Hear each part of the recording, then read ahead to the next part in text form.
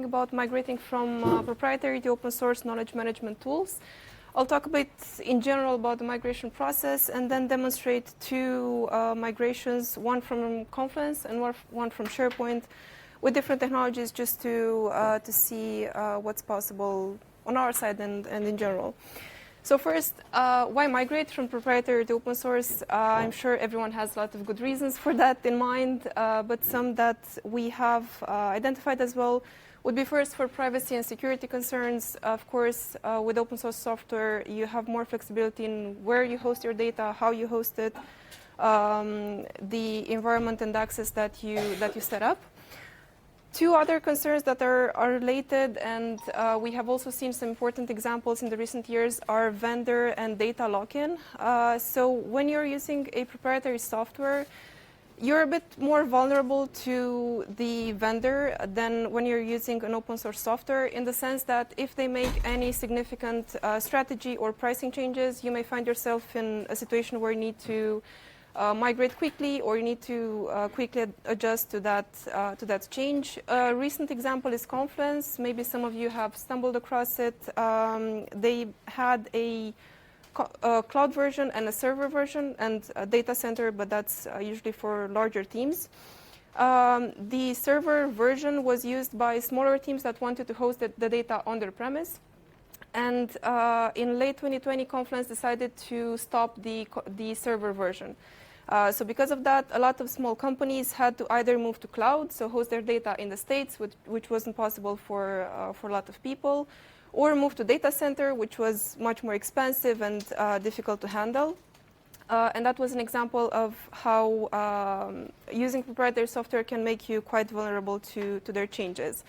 One other thing that is important is the data lock-in. So using open source software usually allows you to migrate easier and integrate with certain tools due to open standards and protocols and formats. So if you're using an open source tool at some point and then you want to migrate to another, it may be easier than migrating from proprietary tools to other proprietary tools or open source ones.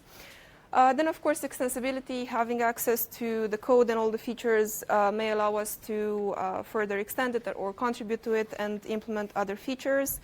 And finally, from a values or ethical point of view, when we are using open source, we kind of facilitate the integration and technological growth for everyone, rather than focusing on products and standards that just have a small benefit or a benefit for one company. Okay, so with all these good reasons, I hope, in mind, I'm going to talk about how to approach migration. So in general, as a plan, I hope that's okay. So in general, as a plan, when we migrate from one knowledge management tool to another, but this can be kind of extended to other software as well, we first need to think about data format and dependencies. What type of data do we have? Do we have flat HTML pages? Do we have structured pages? Do we have any metadata, tags? All that needs to be considered. Then we also need to look at the other extensions that we're using. What type of authentication do we have? Are we integrating with anything else that needs to be kept? Then once we have that listed, based on that, we can identify and set up the new software. For example, let's say that we have identified that on the Confluence side, we can export to XML. XWiki supports that, and we want to do this migration. We need to set up the new software in the environment that works for us. Then we need to make the migration plan and cleanup. This is, of course, quite specific to the software that you're migrating to and from. But in general, it's also interesting to know that it can be a good moment to clean up your data. For example, if you have a system that you have been using for 10 years, you may have a lot of obsolete data that can be cleaned up at this moment. So aside from the plan of migrating, you can also eliminate some pages or even reorganize the content if possible. Then, of course, we need to execute the migration. Again, depends on each organization or company, if they execute it with a team, if they execute it with other services. But this is an important step that also needs to be planned and kind of realistically planned in time as well, to say so. when we migrate itself, we also need to try to map the data and its structure. As I said previously, if you have some type of structured data, you will want to map that.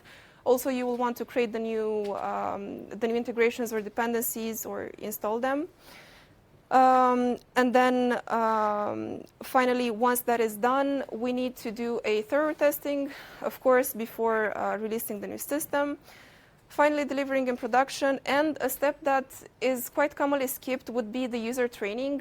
So if you have any sort of organization, you may have been in the situation where you had to change the software, and people may have been resistant to using the new software, or didn't really, or became a bit less efficient, or didn't really know how to handle certain aspects. So a bit of user training can be very helpful as well if you're changing your knowledge management tools. Okay, so now we know the general plan, and we can see two examples in action. So for the Confluence to XWiki migration, I'm going to demonstrate the XML export way. And for the SharePoint, we're going to see an example of CSV export. So let me, okay, go to this one.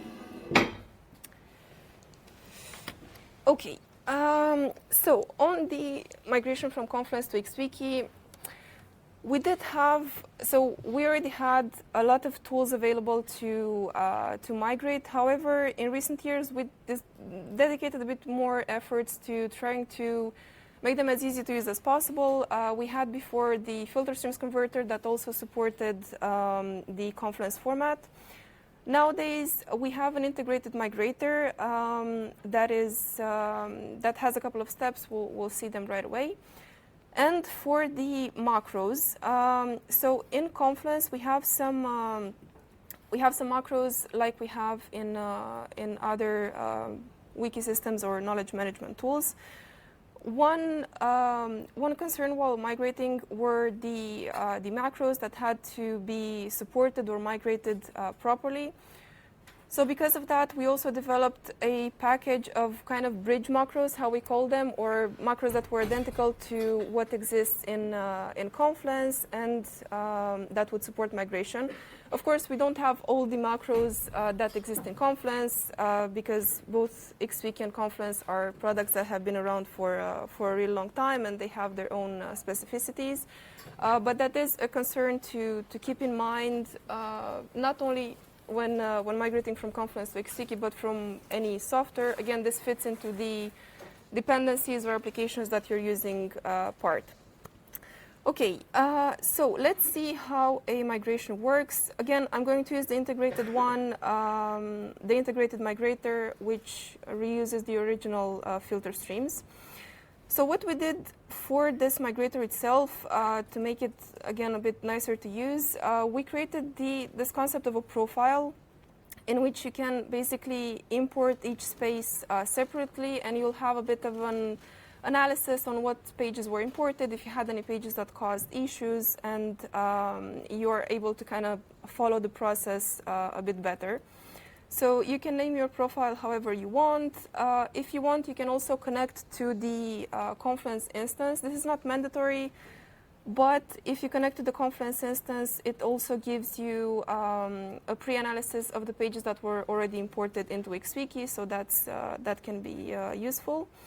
If you're having Confluence Cloud, your username and token would be username and the token that you get, the API token, sorry. And if you're running Confluence Server, the username would be your administrator username, and the token will be your password. So we have here of course, a demo purpose Confluence instance. It's not what we use internally. And the token, I just saved it here. Oops, sorry. Okay. And then we need to put the URL as well in order to map the URL schema. So let's take that as well. We don't have a custom URL path. This is important again for the URL schema and for their adaptation. If you have wiki in the path, that will be a standard URL, and if you don't, if you have things like display or something else, that would be a custom URL. In this case, it's not applied. And then we need to mention the name, the key of the space that we're migrating. In this case, I made this dummy text demo space called FOS. So this is the space that I want to import. Okay, so now I have my profile. Let's see if I'm connected. Yes, I can start the migration. And the way in which the migration works is that you have a couple of steps. The first one is just a prerequisites. It would tell you what would be the requirements for migration. They usually apply for larger imports. In our case, we're just going to do like a 7 megabyte zip, so it's not that large. We don't need to adapt everything. But of course, in general, when you're running a migration, you need to have enough resources on the machine, enough memory, disk space, and all that. And specifically on the XWiki side, you can also disable notifications in the XWiki properties file, and you can also disable some listeners if you know that you will be importing very large packages. Okay, the second step that I told you about previously with that analysis, if you're connected to the Confluence instance, you can see if you have on XWiki any pages that already exist, so that if you have in the package that you're trying to import from Confluence, pages that exist on XWiki. So we have some logs here. We can see that it looked at all the pages, and we don't have on XWiki pages that we're trying to import right now. In the third step, it's just to tell you to go to Confluence and export. It depends on what server version or Confluence or cloud version you have. In this case, it's a cloud version with XML, full or custom export. You can choose again between those two. I already have it downloaded, so I'm not going to download it again. And at this step, you just have to import your export file, or if you, so let me show you the example to import. Okay. Right. Or if you have it on the same server, you can also specify the source in the server. So if you have XWiki running on the same server that you have the files in, you can also specify it directly. All of this configuration is the filter streams configuration that you can adapt. It has some fields that are pre-filled, but there's also a lot of power in other things that you can configure. For example, you can also import users, and you can do user ID mapping. For example, if you have an LDAP that has generated on the Confluence side some random number IDs, and you want to map those to the new users that you have created on XWiki, that's something you can do. Also, you can choose if you want to keep the author and history metadata and so on. So you have some nice configuration that is quite granular. Once the configuration is done, you would import, and this is the point where where our documents are getting created, and because I configured it so we also have the history. For example, here you see this was created and then updated, because on the Confluence side I had multiple changes on those pages, and now we see that we have the pages imported with no error. With no error is quite, it's of course a great thing, but you can also have errors, of course. In our experience, the most common errors are caused by unsupported characters or corrupted pages on the Confluence side. So if you are trying this out and you have some errors, the logs should tell you what is the page that is causing the issue, and you can then fix it on the Confluence side and then re-import, or fix it manually in XWiki, whatever suits you best. Okay, so now we have the pages imported. This is a post-import fixes check that we can also perform in case we have pages that were imported that don't have a parent, or pages that have corrupted parents. Both in Confluence and XWiki, we have the hierarchy system. In XWiki, we have nested pages. And in Confluence, you may have situations where the parent pages are corrupted. So if you would have had that, you would see it in these reports. It's not the case here. And finally, we would need to recreate the hierarchy that we had in Confluence. You can see now that the pages that I have imported are flat, so we have just one level hierarchy here. So now I'm going to execute the nested pages migration tool that we also have at XWiki. And the pages will be moved into their parents according to the hierarchy that they had in Confluence. As you see, it's converting all the pages, and they will be moved in the right place. Okay, cool. So now we have a migration done. You can look at the pages to see all of your content. You also have, again, a lot of the macros that are also installed and can be reused. For the macros, the pro macros that I told you about, the bridge macros, on our side are packaged. So they are open source. They are public here if you want to check them out or repackage them. On our side, they are packaged as under a license to be able to further support the development of the product. But it's, if you want to check them out or contribute to them, you can see them on our Git. And we have here a Confluence migration done very quickly and without much hassle. Okay. We saw the Confluence migration, and now let's see the SharePoint one. So the way in which we migrate from Confluence is based on the XML export. From SharePoint, it's very different. In SharePoint, you have the option to export to CSV.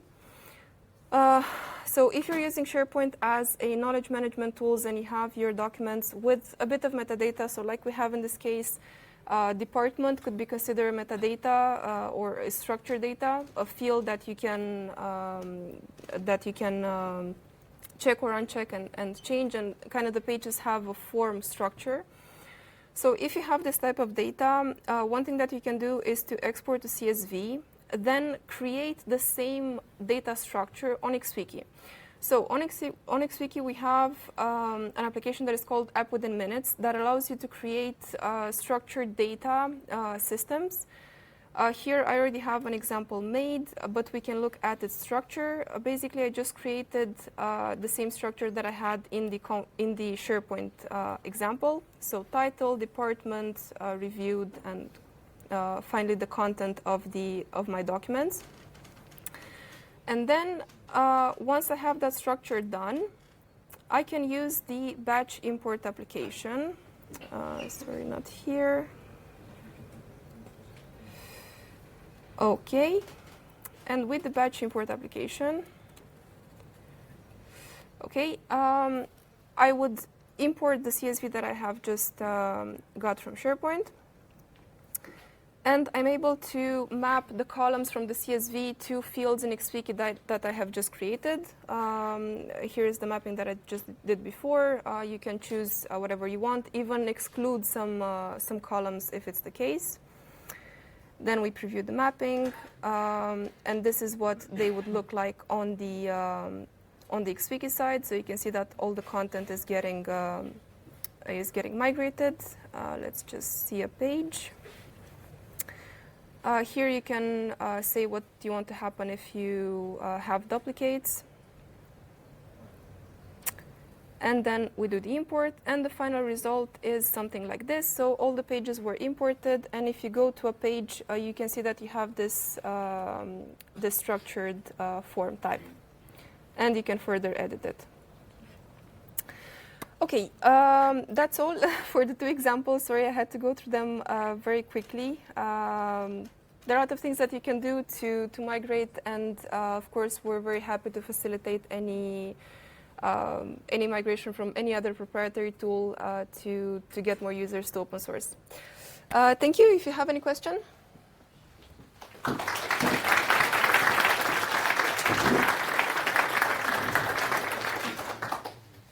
No questions? That clear? Yes. I have one question. Yes, please. How would you deal migration from basically just a directory with old Office documents? So how do we deal with migration from directory of old Office documents? Yeah,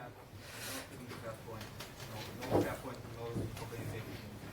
So two things that we can do. If you have, so when you import Office documents into XWiki, we do have a bundled integration with LibreOffice that allows you to convert Office pages into XWiki pages, but that's page by page. Or if you have any sort of directory of Office files, what you can do is to actually create manually this type of a CSV where you put in a row the content. And in this way, you can also add some metadata. For example, if you want to organize them in some departments or responsible persons, so on. You can do that and then still use the batch import. At the moment, we don't have an existing tool for just feeding some files. We have something in progress also with batch import. But yeah, the one option is to either convert them one by one or use the batch import, but you would still need to organize them in a sort of a list. Yeah. That answers it. Yes, please? My experience with migration is that the technical migration is the easiest part, but it's all the cleanup and the preparation by the users before the migration that is the tough part. And I see two things. One is really cleanup, like deciding what to migrate and not to migrate. Mm-hmm. And the other is improving the quality of the data. Because the situation you often have in business is that there's lacking metadata, so you want to enrich the documents in the migration. Is this something that your tool can do? So adding extra metadata or adding metadata values where they are missing, for example. Yeah, so thank you for the question. Just to repeat it, if it's the case, the question is if we can, if we facilitate in any way the addition of metadata or the cleanup, I would assume. So on the metadata, as just mentioned now, for the Office part, if you have Office documents in any way, you can adapt that CSV file before migrating. So for example, if you have Office files, or if you have a SharePoint from, if you have an export from SharePoint, but it's not, not all documents have metadata, you can add them manually in the CSV that you do. On the Confluence side, not that much. You can of course, so the labels and everything are imported. But to be straight here, it depends more on what you have on Confluence, because basically with the migration from Confluence, we just take everything that you have and put it into XWiki. We don't really facilitate any cleanup, but we allow you to migrate labels and macros that also do reports and all that. But for Confluence specifically, it's a bit difficult to add metadata. Do you also migrate pages and lists? Sorry? SharePoint, do you also migrate pages, lists, so I mean not only documents? From SharePoint at the moment, we migrate documents, so Word documents. There are other tools that we're working on with Office integrations and Microsoft integration, but yeah, at the moment we only import documents. Thank you. Yes? Maybe you told it. What about users' permission, right to view a document or part of document? Are they migrated to? Thank you. That's a really good question. So the question is for user rights or permissions. That's in the part of the dependencies or integrations that we need to mind. At XWiki, if you migrate from Confluence, for example, and you have native Confluence users, yes, we have the option to import them. You just need to configure that in the filter streams, and you can import the users, but not the permissions. The issue with the permissions is that the systems are very different. In Confluence, you have a very different system of access permissions compared to XWiki. You can do that custom, like if you do a script that maps the rights and tries to set up some rights, we can imagine that, but at the moment it's not possible. It's very difficult to do it generically. The alternative or the best case scenario is if you have something like an LDAP or even an SSO system that you have connected to your current tool, and when you migrate, you connect that same user directory to the new tool, such as XWiki, and you just have the users created at the first login. That's, of course, the best case scenario. It's also actually possible to migrate users with the batch import, so you can do a bit of a hack there and import users as well. But for permissions, it's generally very complicated, and it's a case-by-case situation. You can import permissions. You can import groups from LDAP. We're also working on importing groups from Azure SSO. But permissions, it's not yet generic enough done in our extensions. Yes?